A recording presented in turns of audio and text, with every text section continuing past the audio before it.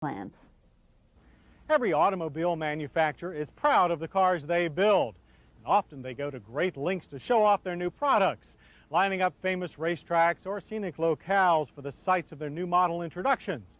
The Swedish automaker SAAB recently took that idea even further, to the ends of the earth.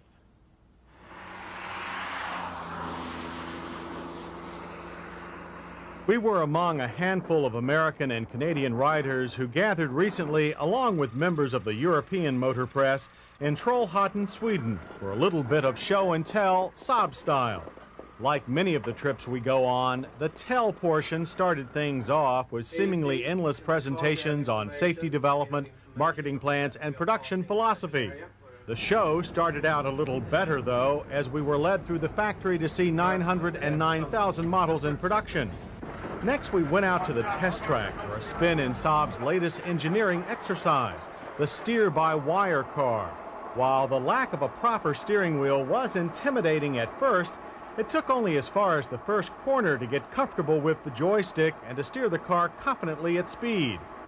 Now at this juncture, most car makers would have thanked us for stopping by and sent us packing for home, but SAAB wasn't done with us yet. Our next stop took us all the way to Alta, Norway, to meet up with a fleet of SAAB 900 convertibles for a little test drive. The 900 convertible has been one of SAAB's most sought-after models since its introduction in 1986. With real room for four and rugged all-weather performance, SAAB considers the convertible a car for all seasons. And what better place to demonstrate that than inside the Arctic Circle? Well, some of us were a bit skeptical. Nevertheless, we soon found ourselves with the cool Arctic wind in our hair heading north through the Norwegian tundra. But the further we drove, the more barren the scenery became, and we began to doubt the sanity of SAAB's route planners. The highlight of the drive came at our halfway stop, where the Spanish contingent managed to give quite a boost to the local economy. As we neared the coast, though, a little color crept back into the scenery, and our first glimpse of water was a welcome sight indeed. After a short ferry ride to Honningsvåg, we had finally reached the final leg of our journey. Our destination, 71 degrees north latitude, the North Cape, the end of the road, literally.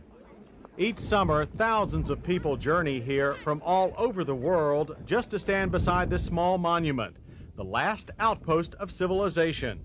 This is the farthest point north in the world that you can travel to by car. And out at the cliff's edge, away from the tourists and the gift shops, we found ourselves amidst a small group silently gazing out to sea under the midnight sun. And for once, words failed us. But a fellow named Francesco Negri summed up our thoughts when he visited here in 1664. He said, "Here the world ends, as does my curiosity, and I shall now turn homewards, God willing." We also turned homewards with the lasting memories of the North Cape and the SAABs that took us there.